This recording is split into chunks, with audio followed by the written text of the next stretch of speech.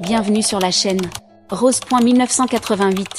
Likez, abonnez-vous à la chaîne pour ne pas manquer les histoires intéressantes.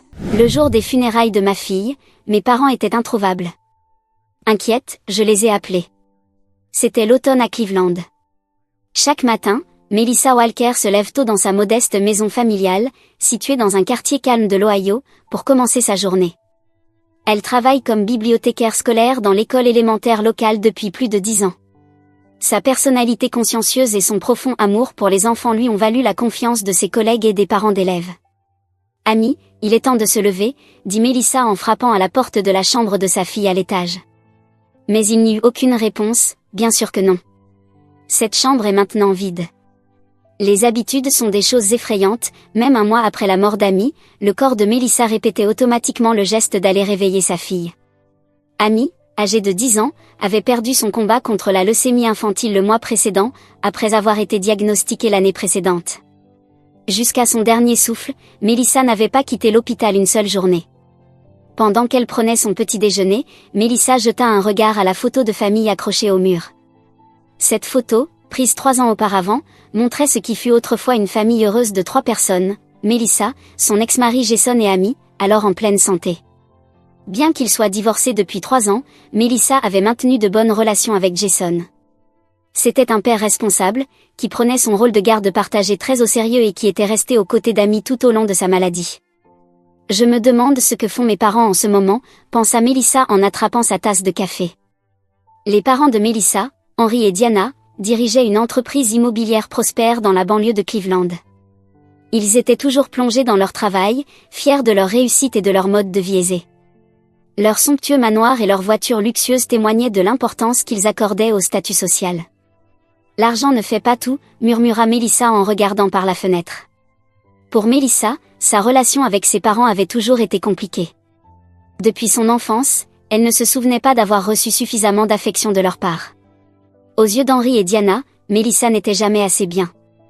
Même lorsqu'elle excellait à l'école, ils lui disaient « Tu aurais pu faire mieux ». Et quand elle avait choisi de se spécialiser en éducation à l'université, ils avaient été déçus, disant « Tu aurais dû choisir une profession plus lucrative ». Pendant ce temps, sa jeune sœur Cindy avait toujours été la préférée de leurs parents.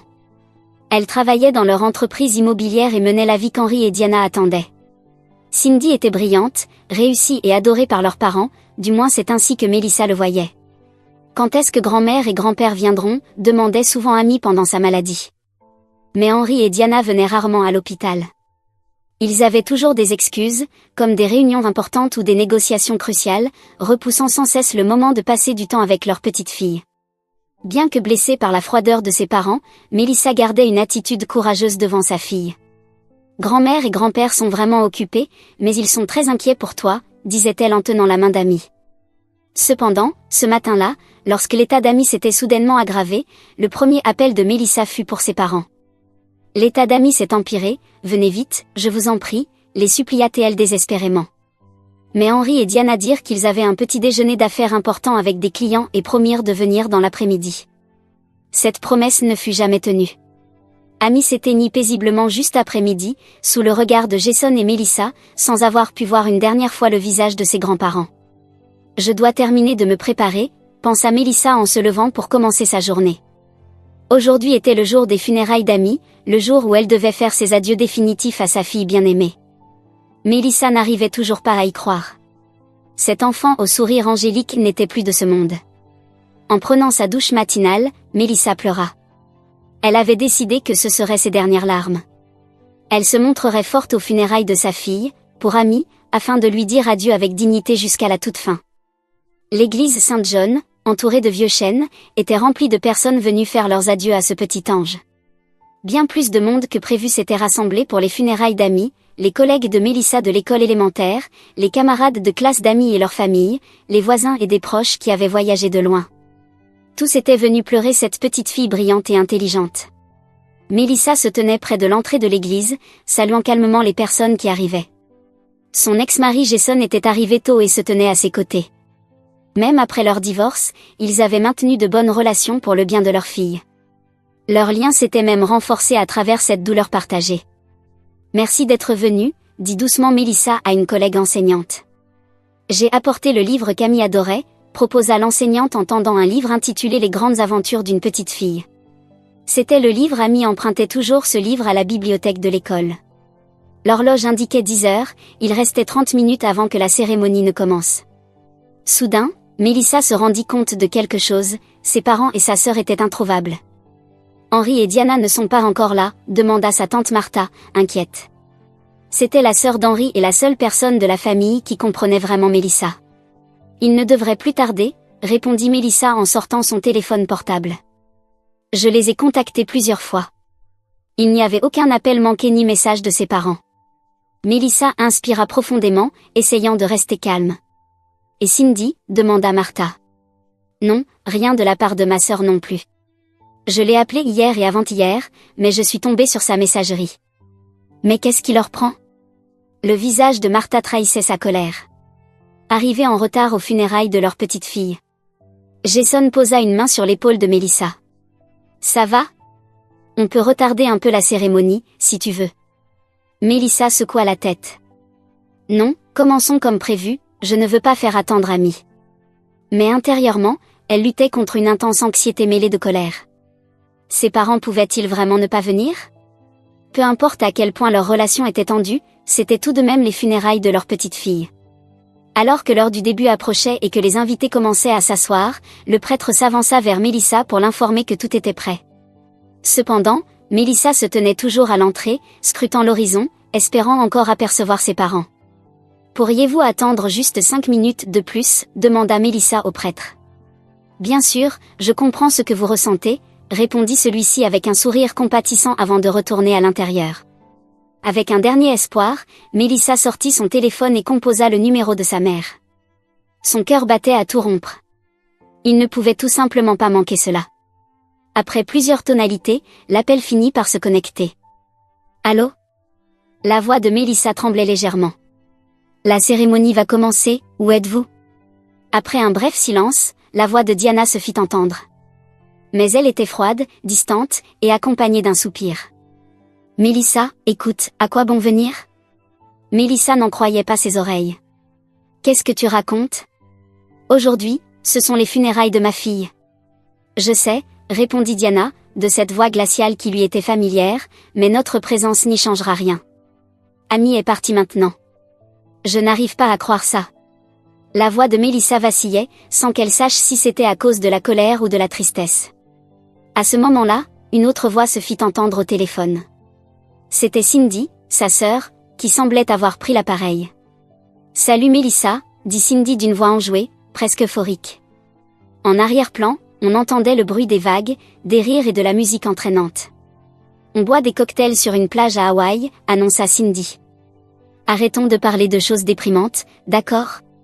Melissa resta sans voix, figée à l'entrée de l'église. Les bruits de fond en disaient long. Ses parents et sa sœur profitaient de vacances à Hawaï, le jour des funérailles de sa fille, de leur petite fille, de leur nièce. Maman et papa étaient vraiment fatigués, poursuivit Cindy. Donc ces vacances étaient nécessaires. Je suis triste pour Amy, mais la vie continue, tu devrais toi aussi aller de l'avant. Melissa serra son téléphone dans ses mains tremblantes. Elle se remémora le visage d'Amy durant sa maladie, lui disant tant de fois, je veux voir grand-mère et grand-père. L'image de sa fille endurant la douleur, mais attendant toujours avec impatience la visite de ses grands-parents, lui revint en mémoire. Et maintenant, en ce dernier jour dédié à sa fille, ses parents buvaient des cocktails sur une plage. Je comprends, dit Melissa d'une voix soudain froide et posée, comme si elle était devenue une autre personne. C'est terminé, ne me contactez plus jamais. Quoi? Qu'est-ce que tu racontes? Arrête de dramatiser.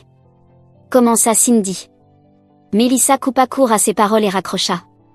Jason, qui était resté là tout du long, comprit immédiatement que quelque chose s'était produit en voyant l'expression de Melissa. Melissa, que s'est-il passé? Demanda-t-il. Melissa prit une profonde inspiration. Aucune larme ne coula, seule une lueur de détermination brillait dans ses yeux. Mes parents sont à Hawaï. Ils sont en vacances, dit-elle simplement. Quoi? Jason haussa la voix. Tu veux dire qu'ils... Ce n'est pas grave, répondit calmement Melissa. Commençons la cérémonie. Il est temps de dire adieu à notre fille. Elle entra dans l'église avec dignité. Les invités se tournèrent pour la regarder passer, mais Mélissa regardait droit devant elle. En se tenant à côté du prêtre, elle sourit doucement. « Vous pouvez commencer, dit-elle. Aujourd'hui, nous célébrons la vie d'Amy, déclara le prêtre. Souvenons-nous de l'amour et de la joie qu'elle a apporté à chacun d'entre nous tout au long de la cérémonie. » Mélissa ne versa pas une larme. Elle resta forte, digne. Elle sourit à la photo d'Amy, récita le poème préféré de sa fille, puis déposa finalement une petite rose blanche sur le cercueil. « Adieu, mon ange. Tu seras toujours dans mon cœur, murmura-t-elle. Même lorsque les personnes en deuil lui présentaient leurs condoléances après les funérailles, Mélissa garda son calme. Cependant, au fond d'elle, elle avait pris une autre décision importante, couper définitivement les ponts avec ses parents et sa sœur. Ce jour-là, la vie de Mélissa se scinda en deux. C'était à la fois le jour du deuil pour sa fille bien-aimée et celui où elle rompit définitivement les derniers liens avec sa famille. Elle avait décidé de vivre en s'appuyant sur sa propre force, en portant le souvenir d'Amy dans son cœur. Le bruit de la pluie froide frappant la fenêtre interrompit les pensées de Mélissa. Elle était assise près de la fenêtre, dans la cafétéria de l'hôpital pour enfants de Cleveland, tenant sa tasse de café à deux mains. 2 semaines s'étaient écoulées depuis les funérailles d'Amy. La tristesse était toujours là, mais elle n'avait plus cette intensité déchirante, elle s'était transformée en une douleur sourde, installée en elle, silencieuse mais constante. « Vous avez l'air perdu dans vos pensées », dit une voix. Mélissa leva les yeux. La docteure Sarah Cohen, l'oncologue pédiatrique qui avait suivi Amy durant sa maladie, était assise en face d'elle. Sarah, une femme d'une 40aine d'années, avait soutenu Amy en tant que médecin principal pendant toute sa lutte. « Je suis désolée, je réfléchissais juste. » répondit Mélissa avec un léger sourire. « Ce n'est rien, je comprends, » dit Sarah avec douceur. Elle posa sur Mélissa un regard bienveillant. Amy était une enfant merveilleuse. Sa force et son espoir ont eu un grand impact sur les autres enfants aussi. Mélissa hocha la tête, retenant ses larmes. Elle n'a jamais abandonné. « Je veux faire quelque chose pour que son nom perdure. » Sarah regarda Mélissa avec intérêt. « Et à quoi pensez-vous » ? « Je ne sais pas encore exactement, » répondit Mélissa en cherchant ses mots. « Quelque chose comme, une fondation pour soutenir les enfants malades comme Amy, et leurs familles. » Le visage de Sarah s'éclaira. « C'est une idée merveilleuse. En fait, j'ai souvent ressenti qu'un tel soutien manquait. Les enfants qui luttent contre la maladie ont besoin non seulement de soins médicaux, mais aussi d'un accompagnement émotionnel. » Mélissa hocha doucement la tête. Durant la maladie d'Amy, elle avait vu de nombreuses familles se battre contre des difficultés financières et des fardeaux psychologiques. Des parents qui devaient quitter leur emploi pour se consacrer entièrement au traitement de leur enfant. Des familles qui peinaient à payer les frais de transport pour venir de régions éloignées. La fondation Amy Walker pour les enfants atteints de cancer, dit doucement Mélissa. « Qu'en pensez-vous » ? Un nom parfait, approuva Sarah avec enthousiasme. « Si je peux faire quoi que ce soit pour vous aider, dites-le moi. Je pourrais même intervenir en tant que conseillère médicale. » Ce jour-là marqua le début de la nouvelle mission de Mélissa. La première personne à qui elle parla de son projet fut son ex-mari, Jason. Il le soutint immédiatement. « Redonner à la société ce qu'Amy nous a laissé. C'est ce qu'elle aurait voulu, » déclara-t-il. Mélissa entama le processus de création de la fondation en utilisant une partie de l'argent de l'assurance et de ses économies personnelles. Lorsque ses collègues de l'école apprirent son initiative, ils lui offrirent leur soutien de diverses manières.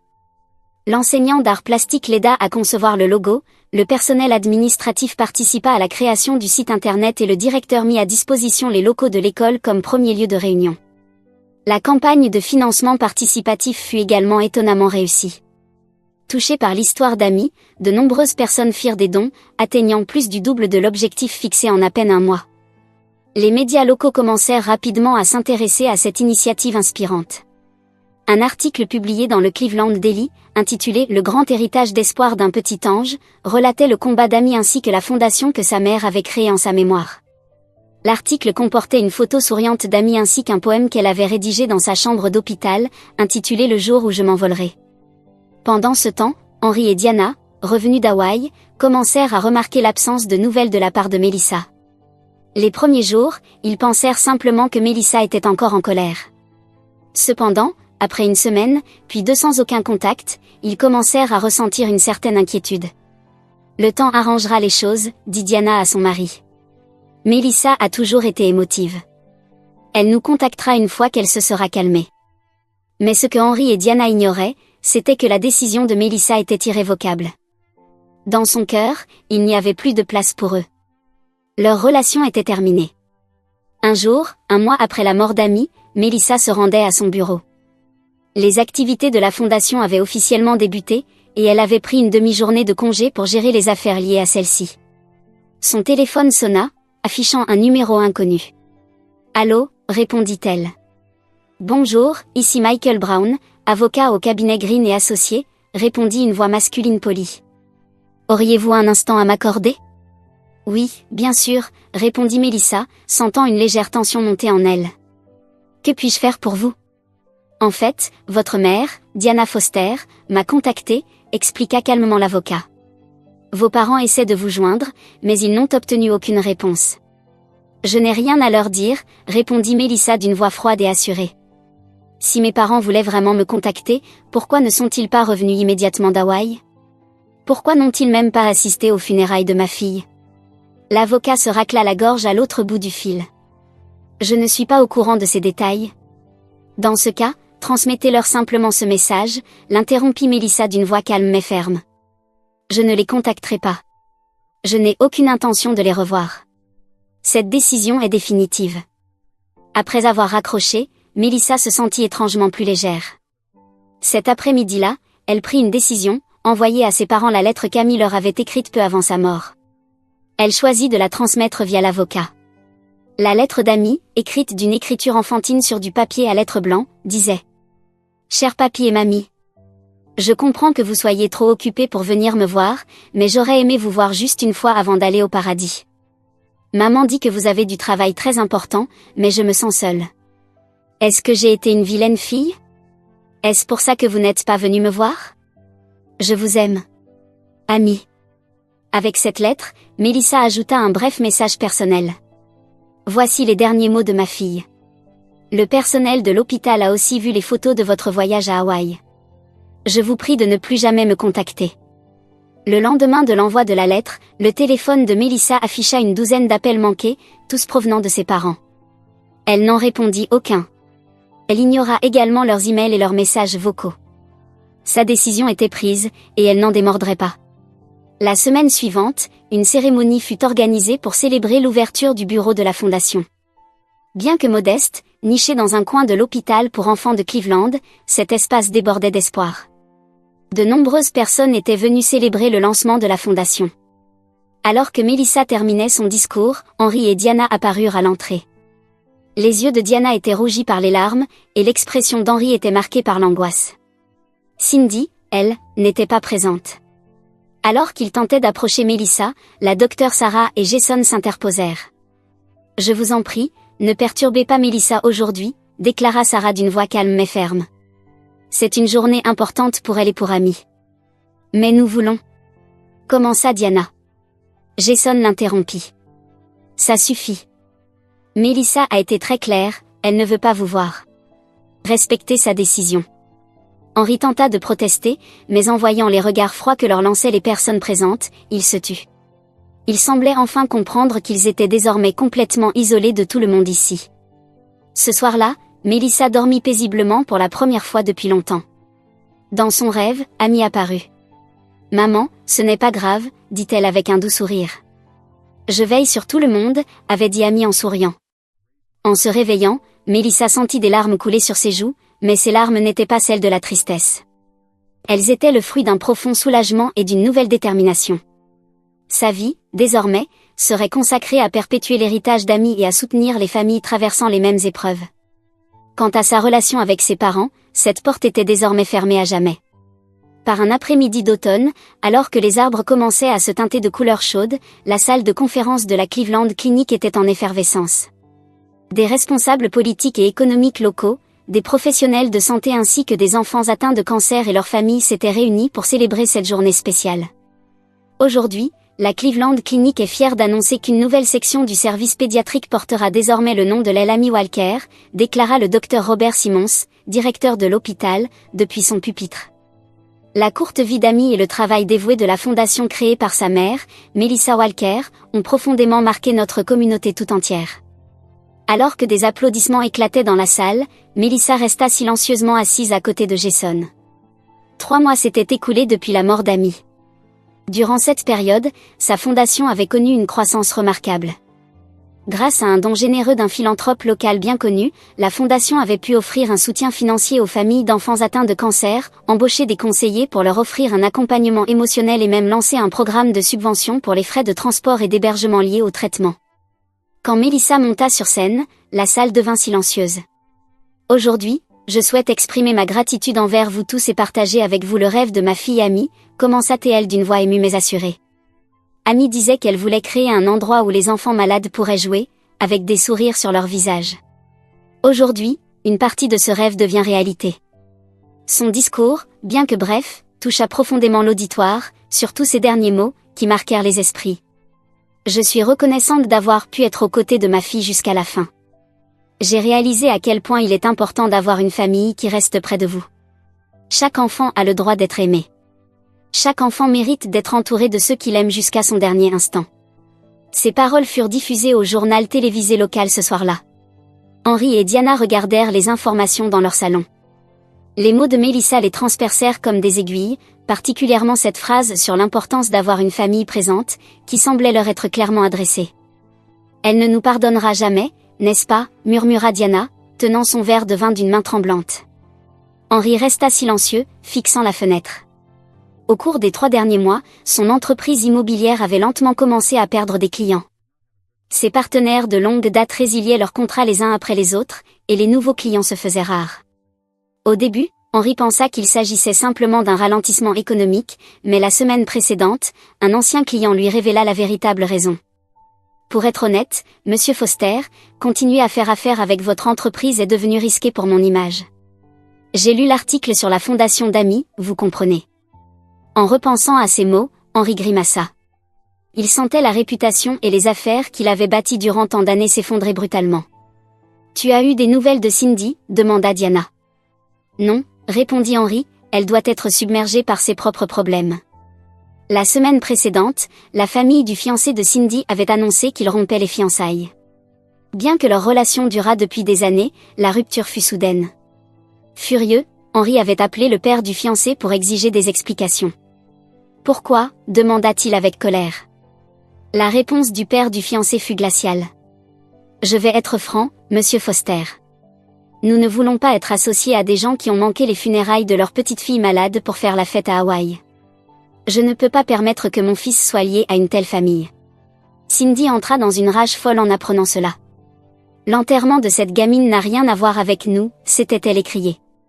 Malheureusement, ces mots avaient été enregistrés par l'un des amis de son fiancé et diffusés sur les réseaux sociaux. En quelques jours, tout Cleveland avait entendu cet enregistrement, et les critiques contre Cindy s'étaient déchaînées.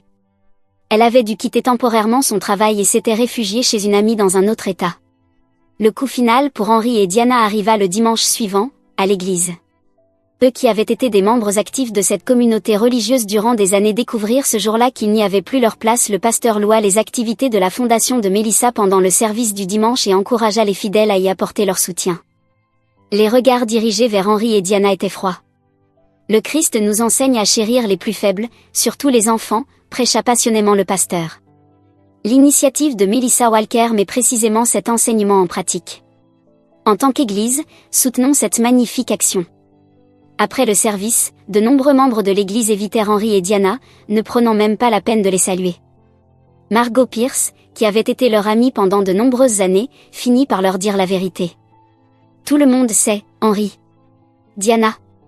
Alors que l'anniversaire de la mort d'Amy approchait, le journal local avait publié un article spécial sur Amy et la fondation. Cet article incluait le contenu de la lettre d'adieu d'Amy et expliquait combien elle avait espéré voir ses grands-parents jusqu'à la fin. Mais vous... On nous a mal compris, tenta désespérément d'expliquer Diana. À cette époque, nous avions vraiment des obligations importantes. Ça suffit, l'interrompit Margot avec un visage attristé. Je vous dis ça parce que nous sommes amis depuis 30 ans, mais vous avez fait une terrible erreur. Si vous regrettez vraiment, pensez d'abord à Amy, et essayez de comprendre Melissa. Diana resta sans voix. Sur le chemin du retour, elle et Henri restèrent silencieux. ayant perdu leur statut social, le respect de leur entourage, leurs amitiés, surtout, leurs liens avec leur famille, ils éprouvaient pour la première fois une véritable solitude. Que devrions-nous faire ? Demanda Diana d'une voix faible. Après un long silence, Henri prit une décision. Prenons notre dernière chance. Il y a un événement caritatif organisé par la fondation de Mélissa ce week-end. Allons-y avec un don et essayons de la voir. Tu crois qu'elle acceptera de nous parler ? Je n'en sais rien, mais nous devons essayer. Le samedi soir, Henri et Diana se rendirent au gala caritatif, organisé au musée d'art de Cleveland. Ils avaient revêtu des vêtements sobres et s'étaient assis discrètement à l'arrière de la salle, l'air tendu.